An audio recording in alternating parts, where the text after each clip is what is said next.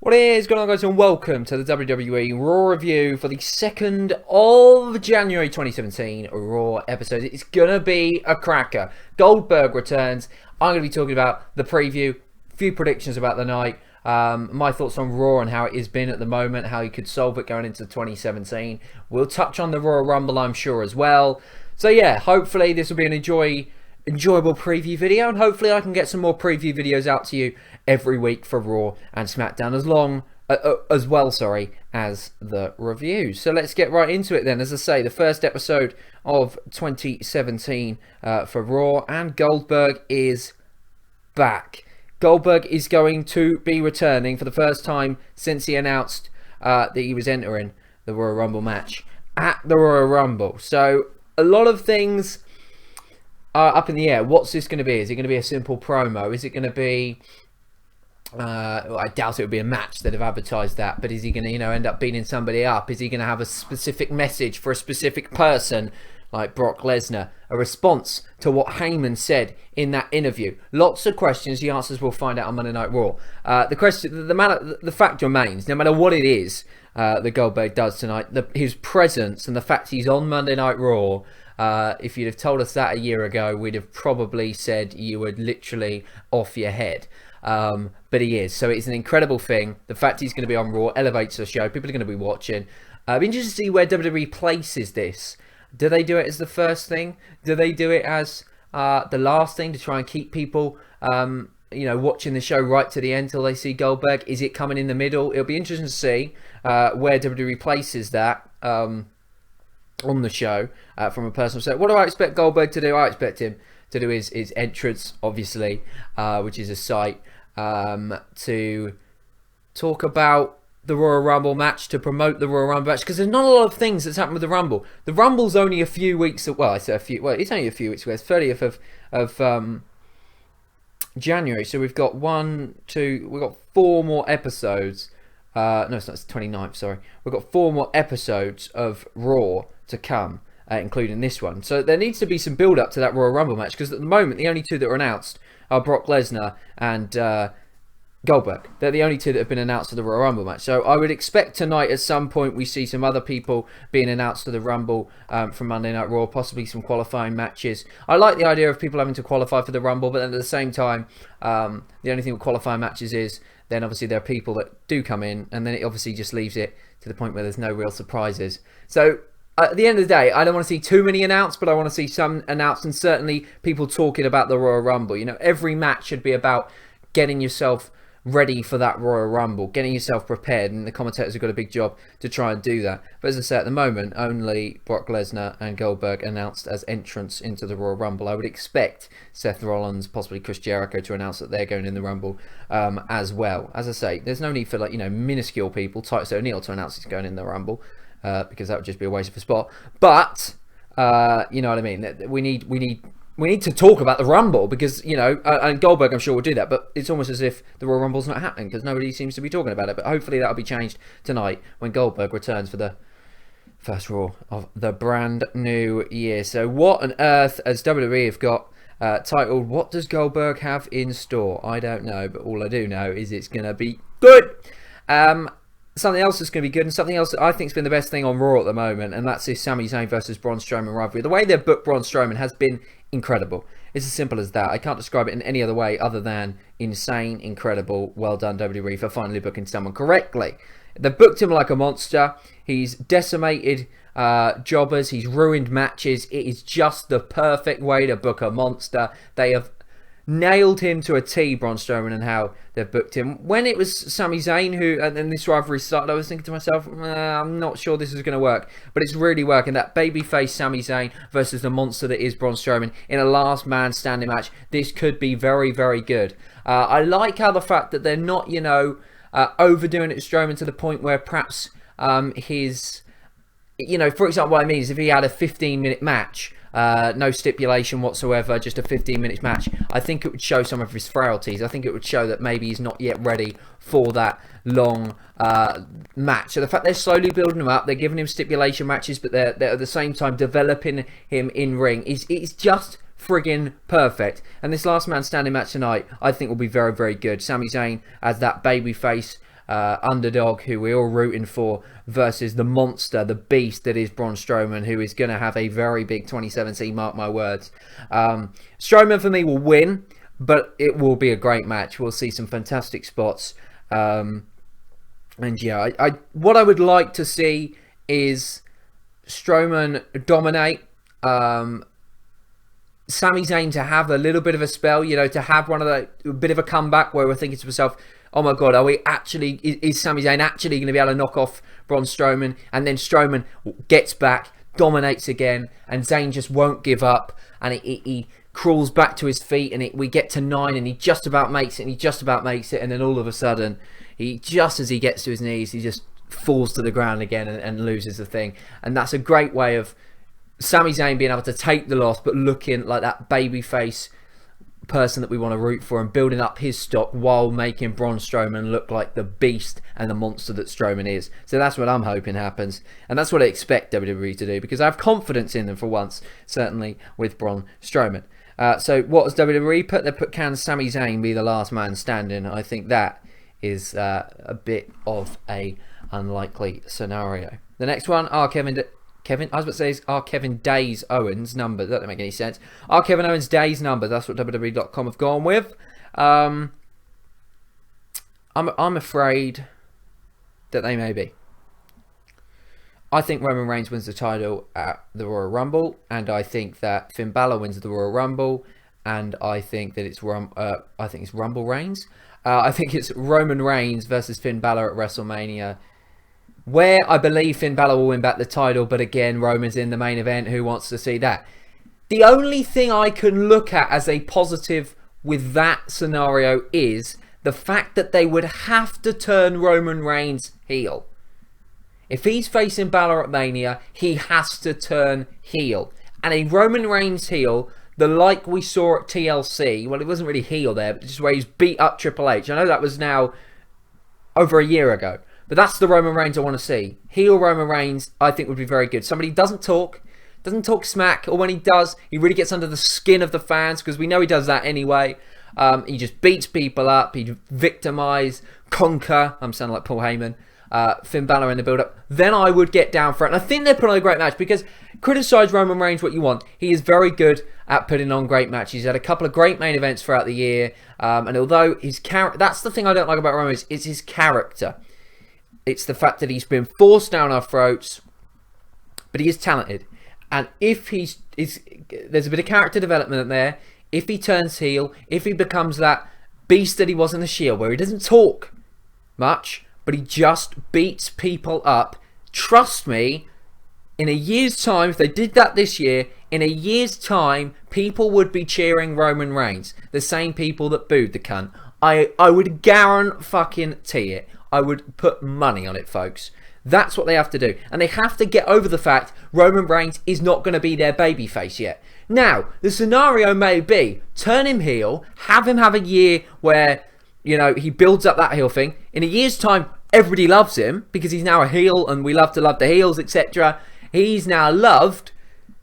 And then in the future, and I'm not saying next year you then turn it back face, but in the future you can progress him to a face, and hallelujah, you've made a star. And that might sound eerily familiar with what they did with The Rock. It's possible, they've done it before, it could happen. Now, I'm not saying The Rock and Roman Reigns, Roman Reigns deserves to be, and he's going to be the next Rock. That's not what I'm saying. What I'm saying is the algorithm, the way that they made The Rock into a big star, they could use that for Roman Reigns, and he could be certainly in a better position than he is now in the future. That's my thoughts. Back to this thought, Kevin Owens, is his days numbered? Now, the other way that you could do it is Finn Balor versus Kevin Owens. Now, a lot of people have, I just thought of something the other day. Does Finn Balor need to win the Royal Rumble? Because he's already guaranteed a Universal Championship match. So he has no need really to win the Royal Rumble, even to enter the Royal Rumble. So that's a thought to ponder. But if they want to go with Kevin Owens versus Finn Balor at WrestleMania for the title, well then obviously Owens is going to regain at the Royal Rumble. if they want to go with Kevin Owens versus Chris Jericho for the title, Owens regains. If they don't and they want to just do it singles match, Owens regains. Loses the title and is cost by Chris Jericho in the cage somehow. I think that would probably be what happens, if I'm honest. Although there's still question marks whether Chris Jericho will even be at WrestleMania, but I really hope so because I love Chris Jericho anyway. Nobody wants to see this match. It's like the rematch that nobody wants to see, let's be honest. The cage doesn't in any way excite me. They've only done that so they can sell their fucking toy set. That is legitimate, folks. That is the reason they've done it. That's not a conspiracy. That's true. What I wanted to see at the pay-per-view was Owens, Jericho, Reigns, Rollins, Fatal 4-Way. That's what I wanted to see. And that's where I thought, hang on a minute, here we have the capability or the elements to create a incredible Fatal 4-Way match and one of the best Royal Rumble matches, one of the best Royal Rumble pay-per-views ever. Why? You've got Styles versus Cena. Now that match, you'd be shocked if it wasn't anything other than very, very good. You'd have this Fatal 4-Way match with the talent involved. There's no way that could be poor. Even if the match wasn't fantastic, it would still be good because you get to see Owens and Jericho go at it. You'd get to see the Reigns versus Rollins, that weird kind of friendship that they've garnered recently, and how that would develop. So it'd be interesting, even if it was bad, but I don't think it would be. With the talent involved, I don't think it could be a bad match. I think it would be good, if not great. And then you have a Royal Rumble match with Goldberg and Brock Lesnar. I mean, Charlotte versus Bayley. I mean, Alexa Bliss versus Becky Lynch, or possibly even Mickie James. I mean, this would have the ability to be the best Royal Rumble ever. It simply would be. So I don't know why they're not doing it. I really don't. I'm not saying I'm not looking forward. Well, I mean, I'm not really looking forward to KO versus Roman Reigns. I don't know whether they can recover this. I've heard that there's people walking out of the house show when this match comes on to try and show dissatisfaction towards this in the main event. So it could still yet be changed. I'd be surprised. We know WWE are quite stubborn and very rarely change their plans and change their mind. But I think they really do have the potential to put on such a great match. The thing is, what will happen is Rollins will face Jericho, and I don't really see the point of that because Jericho's lost to Rollins. Rollins won the last pay-per-view. There's no need for them to face each other again. So yeah, that would be for me what I'd do. How they do that and how they get them into the feud, I don't honestly know. But yeah, we'll have to wait and see what happens with WWE. But at the moment, I can't say I'm particularly hyped for Owens versus Reigns, if I'm honest. Because ultimately, I'd like to see Reigns defend the United States Championship, which is kind of forgotten that he's got. So yeah, I mean, for me, it's something that I don't really want to see. But it'll be interesting to see how they try and make this remotely interesting on Monday Night Raw. Will Neville earn his crown as king of the Cruiserweight? Neville's new attitude has been paying off as of late, most recently in the form of a 9-title bout victory against WWE Cruiserweight champion Rich Swann on Tuesday nights. 205 Live. So the so-called king of the Cruiserweights maybe is rightfully so. Maybe he will be the king of the Cruiserweights. Now, that's another thing. Neville versus Rich Swann at Royal Rumble. Can you just imagine what an incredible pay-per-view that would be if you made the fucking Universal title a Fatal 4-Way? I don't know. Maybe I'm just being thick. Maybe I'm just looking at it from a... I don't know. I mean, it just seems so fucking obvious to me. But there you go. Neville, wow, what an incredible... They've really done well with him. They are slowly but surely starting to book talent well. It's just annoying how they can do it for some and not for others. Heel turn for Neville. I mean, it goes back to that thing where I always say most people are better heels than they are faces. I've said it for a long time, and I do agree with myself. There are very few people that are better faces than heels. Seth Rollins, better heel. Neville, better. There are so many. Sheamus, better heel. There are literally everyone's a better heel. But you can't have a full roster of heels, obviously. The only one that's a good face in WWE at the moment is probably, well, not to say the only one, but the biggest and best face, and the one guy that wouldn't be a good heel, Sami Zayn. It's as simple as that. Even Cena's a better heel. You can see that when he has his little heel traits or his heel moments, he's a better heel. Styles, better heel. Ambrose would be a better heel. Roman Reigns, better. You know what I mean? So it is ridiculous. Wyatt, I actually think would be a better face, but that's just me. So there are, I suppose, a few. But anyway, I'm going completely off topic. But yeah, Neville, since he's come back into the Cruiserweights and into the division, back into WWE, he has been on fire. His promo's been very, very good. His in-ring work, his heel persona, fantastic. And I think he'll dethrone Rich Swann at the Royal Rumble and win the Cruiserweight Championship. I can't see anything other than that happening. So yeah, really enjoying this. So it's making me not fast forward the Cruiserweights proportion of the Monday Night Raw, I'm going to be honest. Next up, Bayley versus Charlotte. We spoke about this a minute ago in my fantasy Royal Rumble card that could so easily happen, but it's never just because of one fucking match, it's not going to happen. It should still be a great show. I can't wait. I'm really, really looking forward to the Royal Rumble, folks. Really looking forward to it this year. Bayley versus Charlotte. What was I about to say? There's been a bit of drama in there with Bayley and Charlotte. I don't really know what's going on. I want to see these two in the ring, face to. I know people don't like contract signings, but I personally do. I'd like a contract signing. I'd like a face to face. I'd like sit down interviews. That's what I feel like WWE should use them so much more, and they don't. And I think the one thing WWE has to do in the future, which they still don't do, and I don't understand it, is have a table in a room outside the ring. So you have them face to face. They do it in boxing in the UK. It's called The Gloves Are Off. And I've spoken about it before. You have a table. You have, for example, here you'd have Bayley and you'd have Charlotte and you'd have a mediator. You'd have someone that would be asking the questions. These two would be face to face. They'd be staring at each other in the eyes. They'd be responding to the questions, responding to the other person face to face. The tension's there. You can feel the tension. It makes it feel real. It builds up fights. I don't watch boxing religiously.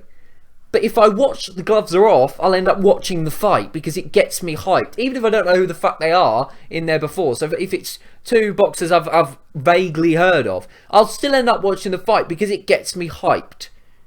And it can be real. It can be, it can make things so much more personal. I don't know why WWE don't do it more. What they have done recently, a little bit more than they do, is the sit-down interviews with Michael Cole.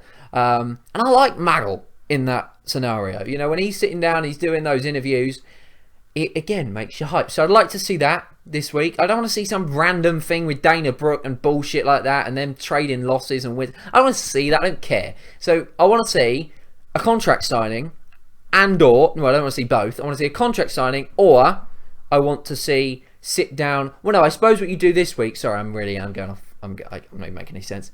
You do a contract signing this week.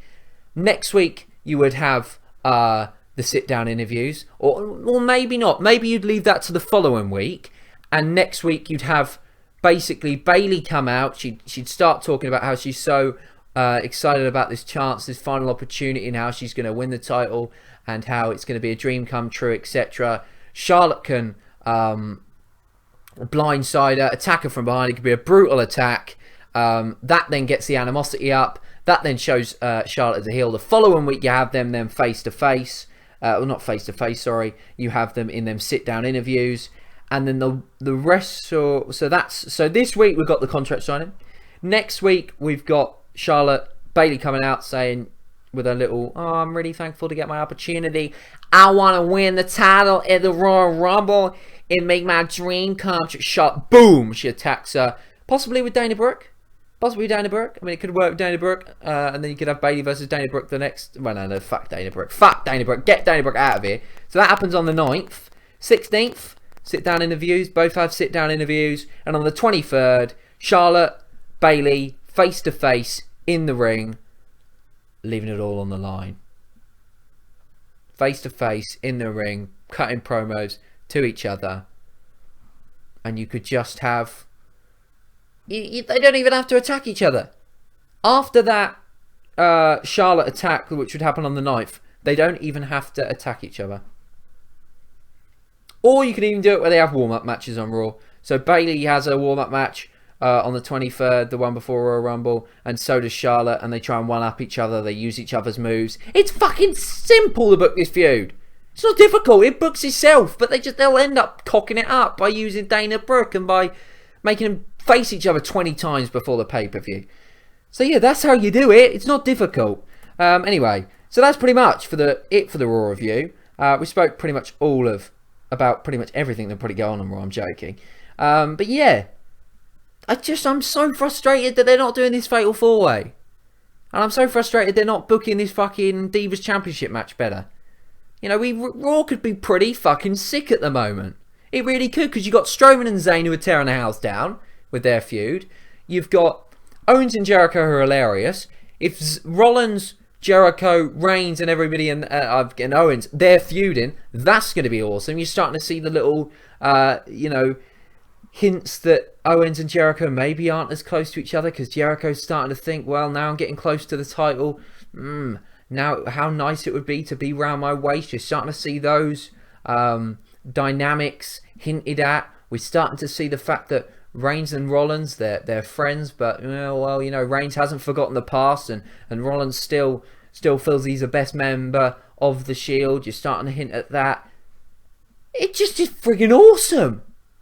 You could do Rollins and Reigns versus Jericho and Kevin Owens, and you could, rather than doing that old predictable Jericho and Owens having a few problems, you could have a bit of a miscommunication from Reigns and Seth Rollins. It could be friggin' awesome, but they're not doing it. You'd then have the Charlotte versus Bayley the way I just booked it. That's going to be friggin' awesome. You'd then have Goldberg and Brock Lesnar talking about, the Royal Rumble, and people announcing themselves for the Royal Rumble. People trying to one-up each other in the Royal Rumble thing. You'd have Rusev dominate, beat Enzo up, just keep beating up Enzo Amore.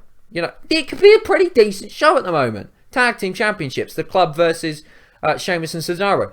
This could be decent. Raw could quite easily be quite good. The Cruiserweight's kind of doing alright at the moment on Raw. Now, okay, we're working with 2 hours. My solution for 3 hours, sorry. My solution for that is, because WWE are never going to bring it back to 2 hours because of the ads, is making the first hour Cruiserweights. Making that all the Cruiserweights. And I know they have their own show, that's why I think it's kind of never going to happen. But giving them the first hour, giving Raw the second hour. Or giving them 45 minutes. You don't even have to give them an hour. Because I can understand if Raw wants 2 hours 15, just because that extra 15 minutes gives you a little bit more time to do stuff because you've got a bit of a bigger roster. I get that. Do that. Give 2 hours 15 minutes to Raw, 45 minutes to the Cruiserweights. That means you can have, a promo, a match, and a main event on the Cruiserweights part, and then you can have a good Raw. I think that would work. Because otherwise, I've just said what we can make a great Raw, and that, but you've still got an hour worth of stuff, hour worth of time to fill. That's where the fillers come in. That's where people fall asleep. That's why people think, oh, that's a really shit Raw. Because even though there's probably a couple of good moments, it's all forgotten because you have to sit for an hour of filler and like 10 hours of breaks. That's it for the Raw preview. I think this will be a good show, though, with all things considered. Goldberg's there. Sami Zayn, Braun Strowman will be good.